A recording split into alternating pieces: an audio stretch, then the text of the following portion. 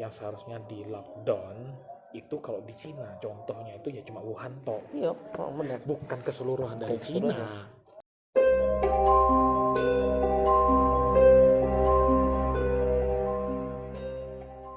Assalamualaikum warahmatullahi wabarakatuh. Waalaikumsalam warahmatullahi wabarakatuh. Selamat datang kawan-kawan yang baru ngikutin channel Alkisah, dan untuk kalian yang sudah Sering. pengunjung lama, Pengunjung terima kasih dan masih menyaksikan di Alkisah.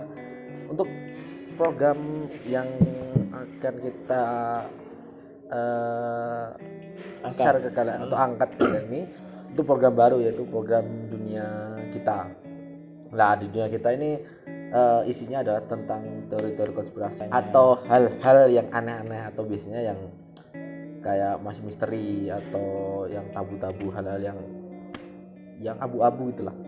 Jadi bisa nanti serem-serem gimana, ataupun bisa sedikit misterius kayak gitu. Jadi tapi yang untuk video pertama ini kita akan bahas tentang yang lagi hits. Yep. Yaitu coronavirus. Nah, coronavirus ini banyak konspirasi dan sangat unik untuk Soalnya banyak digali ya. Harus banyak digali ya. Dari konspirasinya corona, mulai dari virus yang dibuat untuk perang, untuk mencari uang, untuk ngurangin populasi dunia, mengistirahatkan bumi.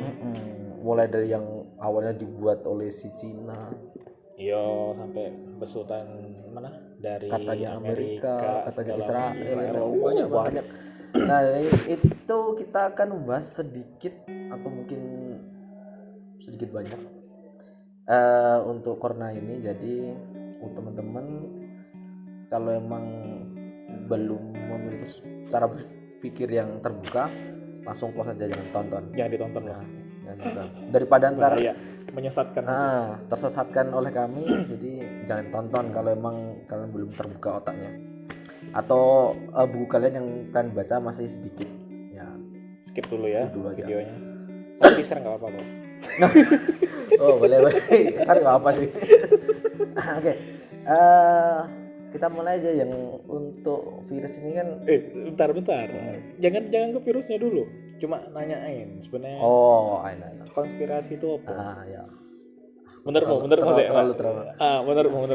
Sebenarnya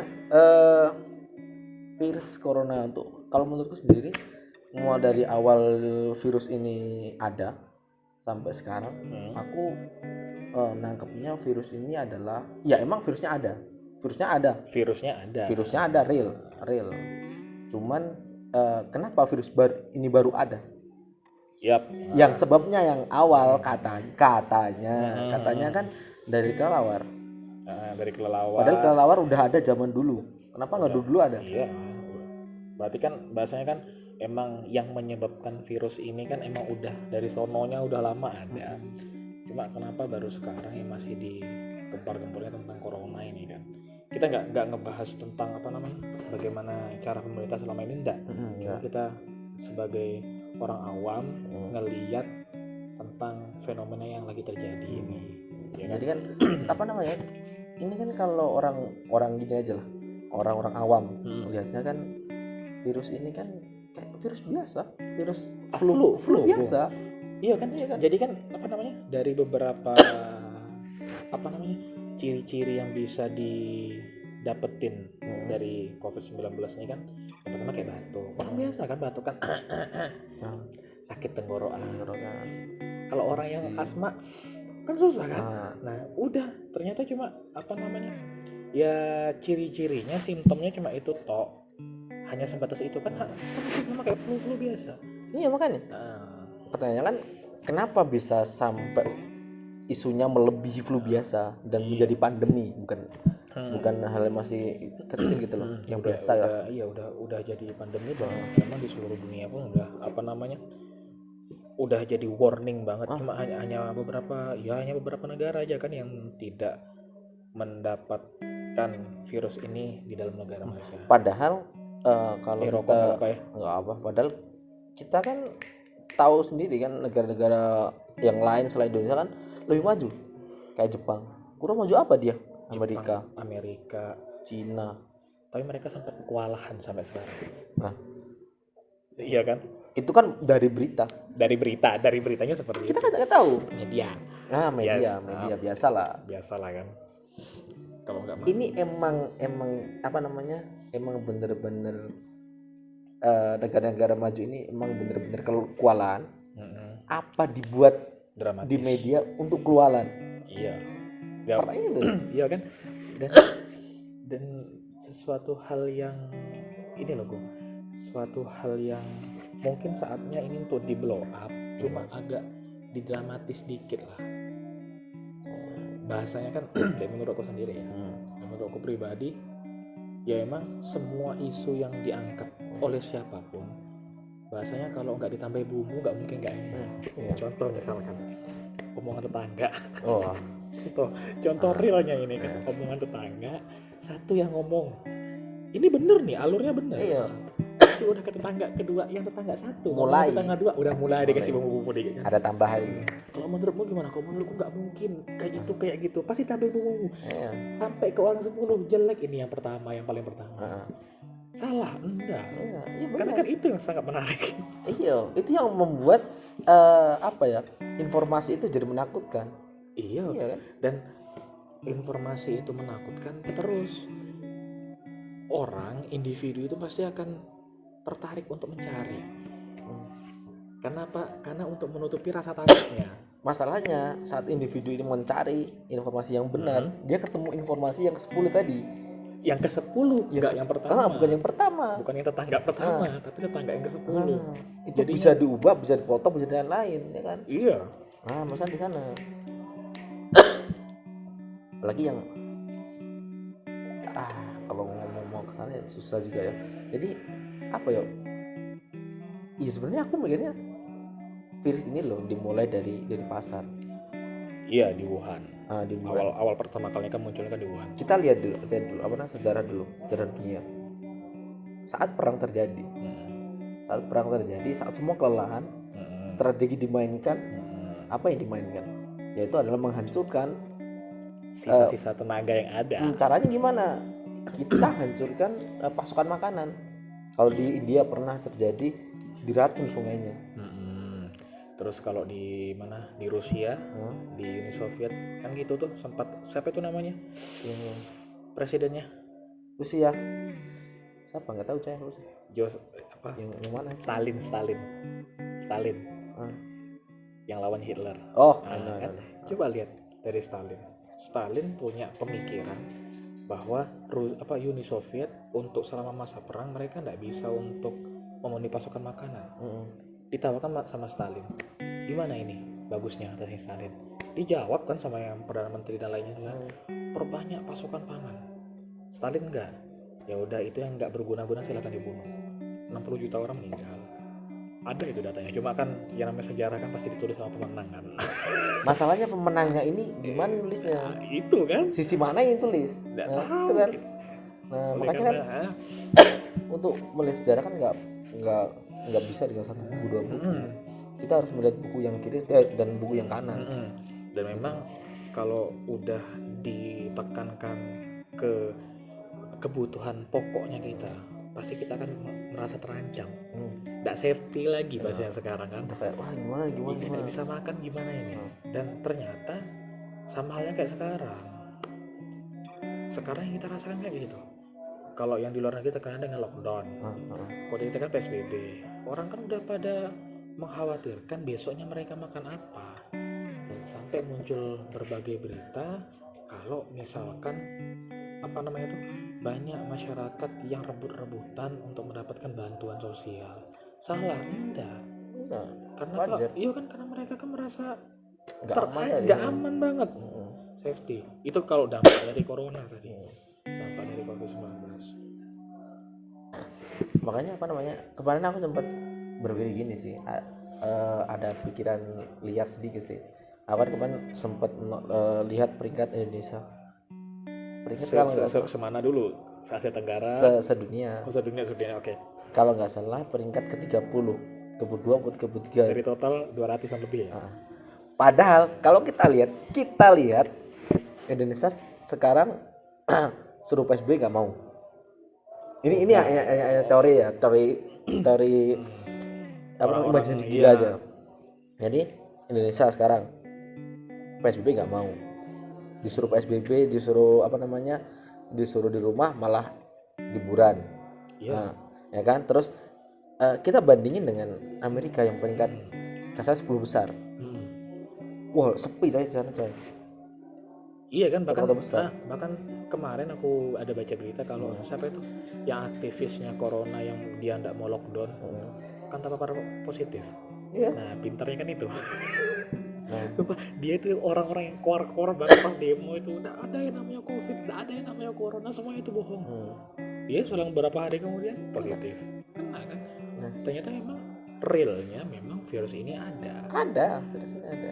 Dan yang sekarang menjadi permasalahan ini kan bukan karena, kalau sekarang ya, mungkin sekarang dunia pun dari WHO juga dan semuanya pun pasti menitik beratkan ini bagaimana cara mengatasi ini virus. Udah, nanti masalah nantinya siapa yang buat, entah itu azab dari Tuhan Belakangan lah, itu belakangan kan. Yang penting sekarang gimana caranya virus ini selesai. Tapi masalahnya kan untuk beberapa bulan terakhir ini negara-negara ini kayaknya kurang bisa diajak itu kompromi. Iya, karena memang mereka takut sendiri. mementingkan diri sendiri kan. Apalagi Amerika dan Cina. Berdua itu luar biasa banget ya. Yang notabene pemimpinnya adalah pembisnis. Iya, nggak bisa disalahkan, memang backgroundnya mereka. Kalau dari Trump sendiri pasti harus ada tawar menawar dulu lah, lama. Iya, dan kalau misalkan balik pasti ada yang nanya kan, ternyata memang kalau pandemi ini kan munculnya kan per 100 tahun sekali. Nah, jadi kalau misalkan yang kayak di flu Spanyol tahun 1920 itu emang dijelaskan hampir berapa penduduk dunia 1% penduduk dunia itu yang mati. 1%. Ya, hitung aja kalkulasi. Berarti misalkan kalau sekarang kan 7M kan, 7M 10%-nya berapa? Berarti kan ada hampir sekitar berapa? Entah 70 juta, entah 700 juta. Itu 1%. Orang ya. 70 juta ya. 70 juta orang meninggal cuy. Buset. Orang itu. Nah, kalau balik lagi, kalau masih tahun 1920 kan belum ada gempar-gempar tentang konspirasi segala macam. Baru munculnya tentang yang pertama tentang polio. Sakit polio yang anak itu harus imunisasi kecil. Itu kan banyak sekali konspirasi kan. Maksudnya tuh dalam artian virus ini bukan ada dengan sendirinya, tapi memang sengaja dibuat untuk kepentingan pribadi, entah itu perusahaan atau segala macam. Coba lihat, udah polio, entah duluan polio atau gimana, terus muncul lagi yang namanya HIV. HIV itu di 1970 muncul, sampai sekarang nggak ada obatnya. Baru masuk tahun berapa? Tahun 2000-an muncul yang flu burung, H5N1, H1N1, SARS, MERS, sampai sekarang COVID. Memang di kita kan dulu yang paling gempor kan flu burung. Itu zaman SD cuy. Tapi nggak menakutkan ini. Ini kayaknya seolah-olah kalau kena corona ini kayak kena kutukan. Yang pertama kena kutukan, yang kedua dikucilkan sama orang. Jadi seakan-akan penyakit ini sama kayak aib. Ya memang bentuk penularannya memang lewat interaksi kayak gini. Tapi kita hanya membatasi interaksi, bukan mengucilkan. Itu yang paling penting harus diketahui sebenarnya. Iya kan? Tapi sekarang yang dilakukan masyarakat itu mengucilkan. Karena terlalu itu takut mungkin ya. Iya, mereka orang-orang terlalu takut. Kemudian ditambahin lagi banyak media massa terutama pasti bahasanya melebih-lebihkan. Udah gitu pun jarang menampilkan sisi positifnya. Contoh misalkan, aku kemarin pernah nulis aku nulis di Kompasiana itu masih belum jadi pandemi COVID ini, belum jadi pandemi. Itu aku nulis kisaran Maret lah di Kompasiana. Aku tulis, tak bilangin kita jangan terlalu fokus dengan yang mati, tapi fokus kita yang sembuh. Ternyata memang yang sembuh sekarang kan udah hampir nyentuh angka 5.000. Iya. Yang matinya 1.000. Berarti kan ratingnya kan memang secara kalkulasi memang lebih banyak yang sembuh daripada yang mati. Tapi kalau untuk antisipasi kita yo bisa-bisa aja untuk nggak boleh kemana-mana. Ngomong-ngomong, emang ini jalan gang ini lagi ditutup ya, jadinya aman dan di atas kiri kanan semuanya lagi nggak ada orang ini. udah pergi semua pulang kampung. Jadi sebenarnya kalau menurutmu sendiri ini kamu lebih setuju mana? Setuju ini dibuat satu golongan atau ini sebenarnya emang murni ada, atau emang ini dibuat satu golongan yang lebih besar dari golongan itu untuk mengurangi populasi? Oke. Kalau dilihat dari judulnya pandemi ini memang wabah yang udah mendunia penyakit. Jadi sebelum pandemi itu namanya epidemik kan. Epidemik itu cuma satu negara toh. Kalau sekarang yang lagi epidemik itu di Afrika. Oh ya. Ebola. Itu Ebola udah epidemik, belum jadi pandemik. Sebelumnya lagi turun sebelum pandemi kalau nggak salah wabah itu kan cuma berapa pulau atau apa. Nah kalau misalkan dilihat dari COVID-19, yang pertama dilihat yang menjadi faktor utama penyebab dari virus ini adalah kelelawar. Cuy, dari zaman dulu sampai sekarang siapa sih orang yang tidak makan kelelawar? Ya makanya itu. Memang khasiatnya kelelawar itu salah satunya itu memang untuk asma. Orang bengek, asma segala macam, obatnya bisa sembuh. Makan kelelawar, enggak apa-apa. Iya kan? Kenapa sekarang di masalah gitu kan? Baru sekarang yang jadi masalah. Pertanyaan aku, kelelawar yang mana sih yang resek nularin? Itu masalahnya. Padahal di sana juga dari dulu juga nggak ada apa-apa, aman-aman aja. Di Wuhan memang terkenalnya, memang pasarnya mereka itu memang menjual segala jenis binatang, apapun itu. Dan itu udah beberapa puluh tahun yang lalu udah budaya, ada. Kan? Udah jadi budaya, kayak contoh kayak kemarin apa yang festival anjing dan kucing yang sangat kontroversial sekali di Cina. Dan mereka udah jadi budaya itu. Dan di Wuhan pun sama. Di Wuhan munculnya kan Desember, terus lagi mau tahun baru Imlek di sana. Di sini pun juga sama kan untuk merayakan Imlek. Baru itu muncul yang namanya COVID. Video yang pertama kali yang di jalan, kau lihat nggak?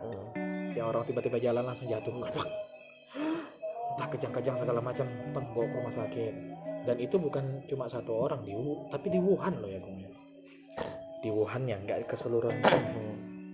Nah makanya kemarin aku sempat dengar beberapa di YouTube juga kan, dari beberapa channelnya terkenal ya, kalau memang yang seharusnya di lockdown itu kalau di Cina contohnya itu ya cuma Wuhan toh. Iya, benar. Bukan keseluruhan dari Cina. Salah, enggak, cuma kurang tepat. Berlebihan kan. Yang harusnya di lockdown itu memang fokusnya itu di Wuhan. Ya, kalau di Indonesia, iya kan, di Indonesia kemarin yang mungkin rentan itu di Jabodetabek. Ya kan, baru mungkin yang lebih rentan tuh di Bali. Tadi tak bilang kan ada statementnya dari di YouTube, adalah terkenal pokoknya, artis juga kan. Dia ngambil contohnya kayak gitu. Di Cina yang menjadi kontaminasinya itu kan Wuhan. Yang di lockdown mana? Wuhan. Bukan Cina. Gak keseluruhan Cina. Enggak mungkin lah. Iya kan? Itu yang pertama. Baru contoh di Indonesia. ini gak mengkritisi, enggak, cuma masuk akal aja kan. Kasus pertama munculnya di Jabodetabek, Jakarta sama Depok. Itu kasus pertamanya tanggal 2 Mei atau 3 Mei. Harusnya memang yang harus disiagakan bukan di Indonesia, tapi dari mana? Dari Jabodetabek. Itu yang harus di-keep dulu. Untuk sementara harusnya di lockdown secepatnya. Iya, biar apa? Biar aman. Biar apa? Titik sebarannya ini cuma di sini aja, di Jabodetabek. Atau yang kedua mungkin Bali, karena banyak turis yang pasti potensinya lebih besar ya kan. Tapi sekarang enggak, di kita hampir seluruh se-Indonesia melakukan PSBB. Kayak sekarang di Malang lagi PSBB nih, makanya nggak kemana-mana, nggak bisa mudik. Sebenarnya aku kemarin berpikir nih kan, ini itu nggak apa ya, maksudnya kemarin aku sempat berpikir gini, dilepaskannya para napi adalah sebagian strategi untuk membuat orang-orang ini tetap di rumah. Gimana caranya? Kalau strategi sih gini, dalam pikiranku, saat Nabi dikeluarkan, orang akan dengan sadar diri, oh ya kita harus ronda. Saat orang ronda di malam hari, siang harinya mereka pasti capek. Mereka akan istirahat tidur. Akhirnya apa? Di rumah semua. Aku nangkapnya gitu sih, ke situ sih. Jadi baik, cuman kurang tepat lagi. Iya kan, kurang tepat dan harusnya memang untuk kebijakan dari negara pun memang kalau untuk napi sih nampaknya ya gimana ya kalau menurutku. Makanya. Soalnya kan mereka untuk warga binaan di lapas segala macam itu kan lebih safety mereka di dalam. Karena orang keluar masuk semua. Kan harus dicek segala macam kan mereka lebih safety banget lah daripada harus keluar. Kalau misalkan apakah virus ini dibuat atau enggak, aku sekarang udah mulai curiga sih. Soalnya kemarin ada nonton salah satu dari mantan Menteri Kesehatan Indonesia yang dulu nanganin flu burung. Nah, jadi itu kalau ada lah teman-teman bisa lihat trending kok, mungkin sekarang trending. Nah, kalau tadi tak bilang salah satu video yang mungkin sekarang trending ya, itu dari mantan Menteri Kesehatan zamannya Pak SBY. Yang nanganin flu burung kan? Nah ternyata gue baru tadi malam aku tuh dengar beliau bicara kalau memang Ibu Menteri ini beliau yang menghentikan langsung pandeminya. Bukan di Indonesia enggak, tapi lewat WHO. What the? Aku baru tahu kali ini. Serius. Ya tak ceritain dulu ya. Jadi beliau bilang kalau misalkan bahwa ternyata flu burung ini enggak menular.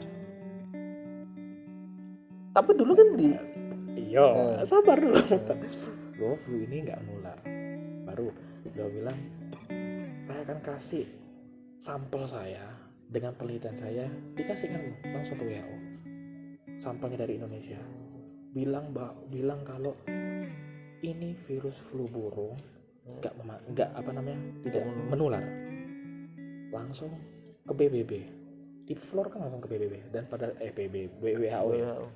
Nah, dan WHO itu udah gempar-gempor kalau mereka bilang kalau ini tuh pandemi. Kalau ini udah jadi pandemi. Langsung sama Bu Menteri Kesehatan itu langsung dibilang kalau ini nggak bisa jadi pandemi karena ini nggak menular. Langsung. Nah, baru saat itu ya mau tidak mau kan, pastinya kan seorang menteri dari negara kita ngelawan WHO. Logikanya kayak gitu kan. Dan sekarang beliau jadi tahanan KPK. Udah tahu lah kan kenapa beliau masuk ke KPK dengan tuduhan pengadaan alat kesehatan korupsi. Nah, dan memang ditanyakan sama YouTuber itu kan, Ibu berarti tidak mengalahkan virus ini dengan ilmu kesehatan atau gimana gitu ya? Enggak katanya. Saya mengalahkan ini dengan politik. Ternyata emang permainan politiknya langsung ke WHO. Dan WHO di situ nggak bisa ngapa-ngapain lagi. Dan Indonesia pada saat itu mampu untuk membuat vaksin sendiri khusus untuk flu burung. Dan Ibu Menteri Kesehatan itu tidak menyetujui adanya vaksin dari negara luar. Karena apa? Pola dari setiap virus, setiap individu dan setiap daerah itu berbeda-beda. Jadi nggak bisa pakai satu paten untuk di semua, untuk keseluruhan nggak bisa. Dan yang dicanangkan pasti cuma satu dah. Ya kayak kau tadi bilang kan, kalau misalkan COVID ini siapa dibuat, siapa yang buat COVID ini, pas di video itu ya langsung dibilang ya mantan orang terkaya lah sedunia. Apakah mungkin ini masuk dalam gini kemarin salah aku baca juga, sebenarnya bukan kemarin sih, beberapa bulan yang lalu aku itu ada baca siapa pemegang kekayaan dunia dan siapa yang memiliki kekuasaan tertinggi. Nah, apakah yang dimaksud itu ada kaitannya dengan mata satu? Illuminati. Oh. Entah itu Illuminati, entah itu Freemason. Nampaknya tebakan kita ini salah semua. Soalnya yang megang itu mantan orang terkaya di dunia. Tahu lah, kau masa tak tahu sih. Serius itu Bu Menteri itu yang bilang. Logiknya kayak gini. Dijelaskan di situ kalau misalkan bahwa mantan orang nomor 1 terkaya ini sudah menyiapkan. Kita kan pernah dengar kan, terus di berita-berita kalau bahwa orang tersebut bilang kalau yang namanya virus ini bakalan muncul beberapa tahun lagi. Iya kan, ingat kan? Coba lihat sekarang, dan itu udah diproduksi Bu, obat-obatannya sama farmasinya mereka, industri farmasinya mereka udah disiapkan. Dan sekarang baru gempor. Kan logikanya kan gini kan, orang nggak mungkin gue ngeluarin duit tanpa ada tendensi apapun. Pasti. Maksudnya kok ngapain sih ngeluarin duit tanpa ada sebab kan? Kan gitu kan. Misalkan kau punya perusahaan obatan, terus aku datang, kurang duit aku, kan nggak mungkin kan tiba-tiba. Pastinya kan ada obrolan kan, apa yang lagi dibutuhkan, segala macam. Dan Ibu Menteri itu bilang sendiri, kalau emang udah disiapin semuanya, ini udah disiapin. Dan Indonesia pasti bisa ngebuat vaksinnya sendiri. Nah, berarti ini seharusnya optimisnya mantan menteri dia. Berarti seharusnya untuk masyarakat yang lagi sekarang terdampak, seharusnya kita lebih bisa percaya diri dong. Bisa percaya diri. Sampai kan, bentar dulu, sampai dibilang sama Bu Menteri itu, dibilang kan, coba lihat dari polanya warga dunia, seluruh dunia. Pasti ada yang sebagian taat aturan, sebagian lagi yang enggak. Kebanyakan dibilang sama Ibu, kebanyakan orang-orang yang tidak taat ini karena mereka udah tahu ini pasti ada obatnya. Mereka merasa safety kan? Iya kan, mereka safety banget. Ya udah, terkontaminasi ya udah, toh nanti kan ada obatnya, tapi tidak tahu kapan keluarnya. Kan logiknya kan kayak gitu. Pasti kau tahu lah siapa orangnya kan. Ya walaupun nggak mungkin kan, orangnya kan ngelihat kita di sini nggak mungkin. Buset, itu mantan orang nomor 1 terkaya di dunia cuy. Itu duitnya udah nggak terhitung lagi dah. Masalahnya gini loh, kalau emang itu si orang ini yang memproduksi atau yang mendanai atau apalah itu dengan kain seperti itu, apa yang dia butuhkan gitu loh. Jelas keuntungan cuy. Masih keuntungan lagi ya harus lah Bung, pastinya kan feedbacknya, timbal baliknya. Aku ngeluarkan duit, pasti aku mau duit itu balik dengan yang berlipat ganda. Iya kan. Nah nanti makanya ada beberapa berita yang tak baca, jurnal juga, ternyata memang kalau misalkan vaksin itu dibuat seluruh dunia, ada satu aja yang nemuin vaksin, itu kan akan diproduksi massal. Ketika satu negara tidak bisa membeli, mau nggak mau itu harus ngutang. Ngutangnya ke ya itulah kunci juga sih, I titik lah. Nah itu minjam ke I, ya kan, minjam ke I. Si I ini memperbolehkan mau kau minjam berapapun duit, kenapa? Untuk ke berapapun. Tapi jatuhnya utang, hitungannya tetap utang. Untuk apa? Untuk beli vaksin ini. Makanya kalau kita berkaca lagi dengan mantan Menteri Kesehatan eranya Pak SBY, kalau beliau ngomong bahwa Indonesia mampu sebenarnya buat vaksin sendiri. Makanya itu harus optimis, di Indonesia pasti bisa kok. Karena ya bahasanya ya perlulah kan mungkin bantuan dari luar, tapi kan tidak sepenuhnya. Karena kita masih bisa ngatasin sendiri. Yang tahu culture-nya kita, yang tahunya budayanya kita sendiri kan. Yang tahu metabolisme kita ini. Masalahnya orang-orang sekarang itu menganggapnya kalau dari luar itu pasti bagus.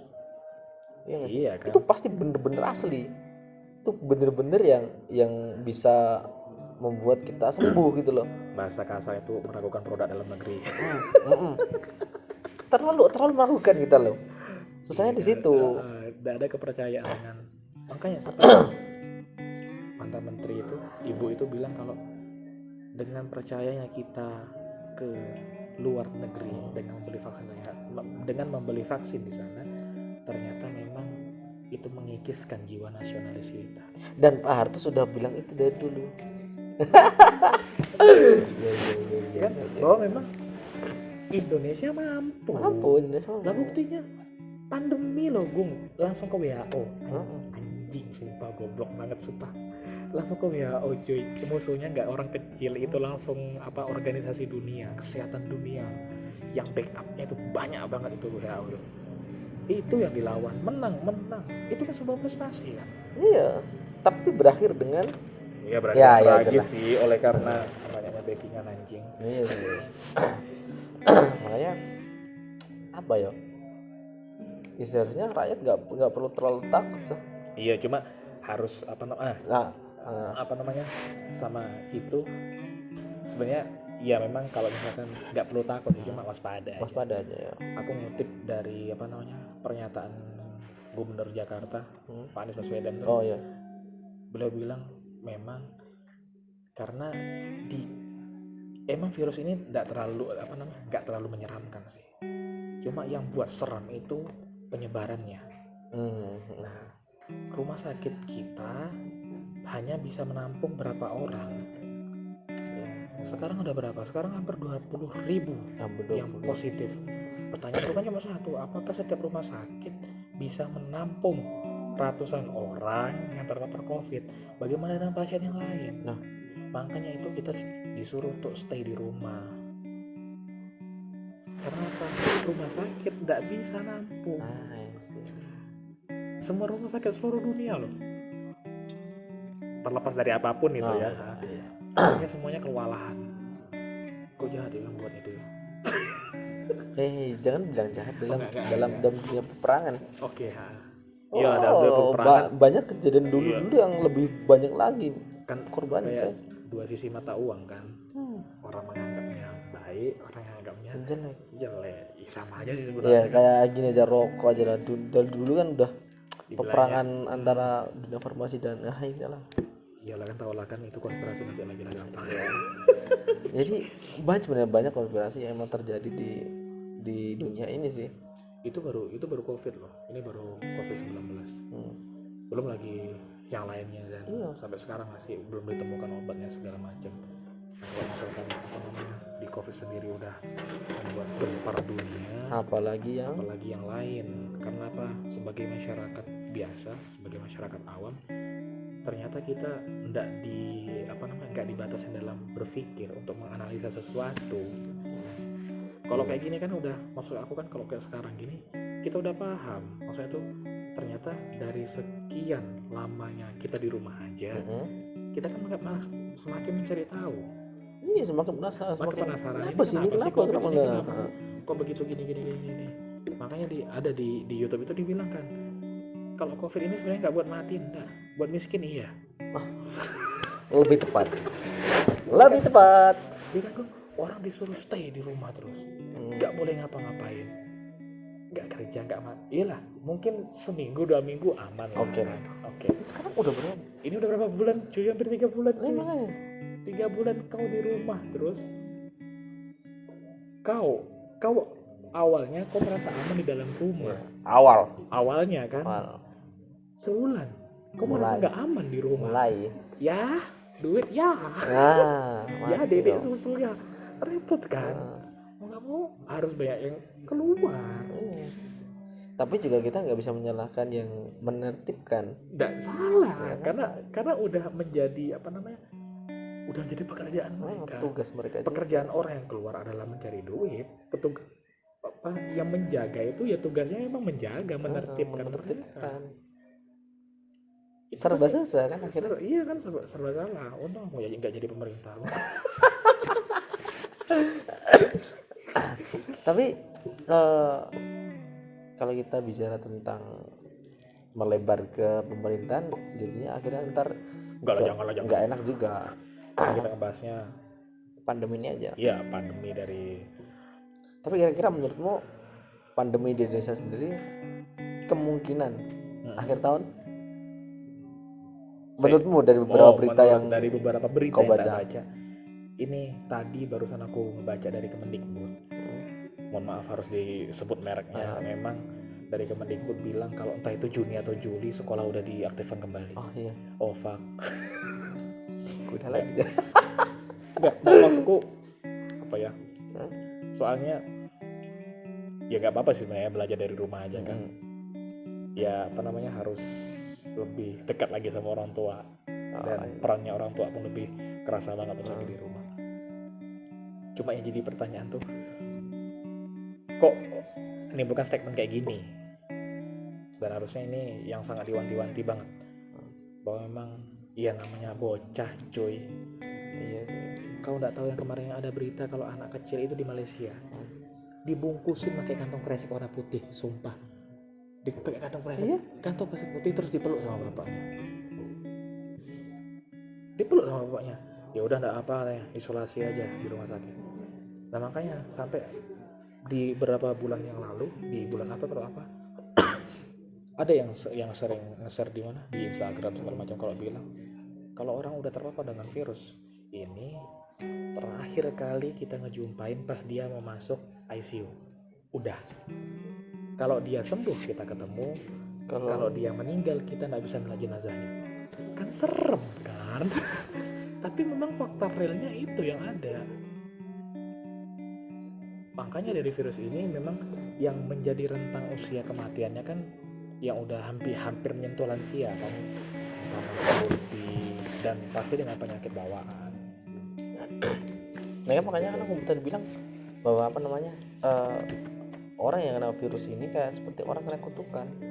Iya, gue sempat dikucil. Bahkan untuk mengubur pun ya, kita nggak boleh gitu loh. Sampai diwanti-wanti. Ya kemarin aku ada dapat berita di mana, Sidoarjo. Jadi udah dipetiin, udah mau dikuburin, dibongkar sama warga 15 orang. Itu ada beritanya di CNN kalau nggak salah. Dibongkar peti yang dikumpulkan kayak biasa. Besoknya semuanya positif, itu 15 orang. Fuck banget kan? Demi keegoisanmu semua orang kena imbasnya. Makanya ditekankan, walaupun memang misalkan COVID ini konspirasi, tapi harusnya kita jaga diri dulu. Tapi garis besarnya kan walaupun konspirasi atau apapun dibuat atau apalah itu, ini ada loh, ini beneran loh. Ini real. Ini penyakit beneran gitu loh. Kelihatan. Ini orangnya, yang mati udah berapa banyak. Makanya kan para medis kan bilang tolong stay dulu di rumah. Karena ini bener-bener ada. Ini beneran ada. Terlepas dari emang konspirasi dan lain-lain. Makanya kita bilang kan sama kau, kalau misalkan kita bahas apa namanya COVID ini konspirasi, endingnya nanti kalau ini udah pandemi udah selesai, udah diputuskan, pandemi stop, baru cari tahu dah dalangnya siapa gitu. Gitu lah. Tapi pun nggak mungkin diusut kan. Nggak mungkin. Pasti udah tahu lah siapa yang dibalik semua itu kan. Makanya apa ya? Jangan terlalu takut berlebihan, karena yang berlebihan itu pasti nggak baik, merugikan semua orang juga gitu loh. Apalagi ya kita sama-sama tahu lah COVID ini dampaknya sangat-sangat mengerikan. Iya cuy, sampai sekarang mulai dari ekonomi, pendidikan, sosial, wah gila, merosot cuy.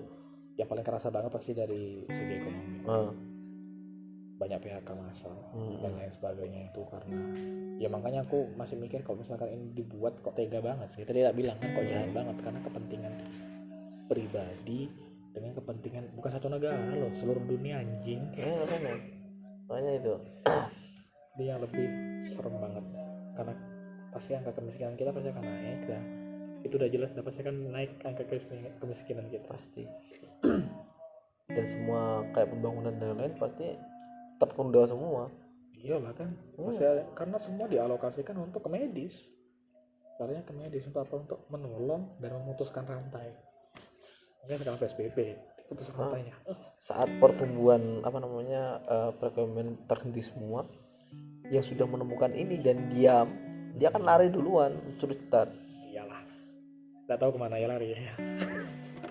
Saat ini mau bangun, uang nggak ada, udah drop semua gara-gara untuk ini. Akhirnya apa? Utang. Iya lah mau. Oh, utang. Enggak apa-apa kok. Iya kan? Iya kan? Orang kan. Mau utang nggak apa-apa. Kalau mau utang ya udah disediain. Kalau nggak mau, Tulis aja berapapun. iya kan? Kalau nggak mau betah miskin. Ya Heeh. banget kan? Semuanya lah ngerasain kan. Ya, kita pun juga ngerasain Iya. kayak dampaknya bangsat sepi anjing. Aku nggak pulang kampung. Iya, kita nggak pulang kampung coy. Udah kemana-mana. Makanya kan sebenarnya harusnya di Indonesia sendiri harusnya punya lab sendiri, lab yang mumpuni. Di Indonesia belum ada coy yang mumpuni coy, Ada cuy. yang mumpuni. Baru jadi kemarin. Lah, Cuma nggak baru diekspos. jadi. Kenapa nggak diekspos gitu pertanyaan di situ? Kan takut jadi presiden. Ada kayak kadang nanti. Iya. Karena kalau diekspos pasti bakal gempar dan pasti diusung jadi ya pilpres nanti lah 2024. Nah, karena emang di segmennya beliau kemarin dijanjikan bahwa ada berapa puluh laboratorium untuk meneliti COVID ini kayak apa, dan itu udah realisasi nampaknya. Udah jadi Malah. di Jakarta. Di Jakarta. Iya. Oh, Bapak Anies sudah. Oh, Pak Anies lah, siapa lagi kan. Nah, makanya memang ya kayak gitulah kan, tau lah kan berita-beritanya kayak apa. Masih ada sakit hati yang Ya, tertinggal. ya seperti itu. Astaga. Udah Ya. udah Jadi sebenarnya apa ya? Poinnya adalah takut tuh boleh, berlebihan jangan di bidang apapun. Jadi untuk teman-teman nggak masalah kalian takut, asal jangan COVID, berlebihan. terlepas dari ini konspirasi segala macam bodoh amat, yang di rumah, woi. Garis besarnya adalah COVID itu ada. COVID itu ada terlepas dari semuanya. Jadi untuk teman-teman tetap di rumah aja. Stay at Kita home. bantu para medis. Kasihan loh. Kasihan loh. Jadi terima kasih untuk menonton ocehan dari kami. Jika kalian terhibur ya tinggalkan jempol kalian. Kalau enggak ya nggak usah, nggak apa-apa. Tonton bentar. aja. Tambahan Apa? kalau misalkan teman-teman apa namanya punya cerita menarik kayak kita kan, kalau misalkan malam Jumat kan ada sesi horor kan. Iya. Nah, itu boleh langsung dikirimkan lewat email. Oh, Nanti kan iya. ada kan di deskripsinya. Iya. Tolong kasihkan email biar mereka langsung cerita situ, kita reaction. Oke. Boleh. Jadi dengar kan? Kalau kalian punya cerita horor apapun kirim ke kami biar kita nanti Reaction ya. buat kontennya. Oke? Terima kasih untuk semua. Saya akhiri. Assalamualaikum warahmatullahi wabarakatuh. Dadah, makasih.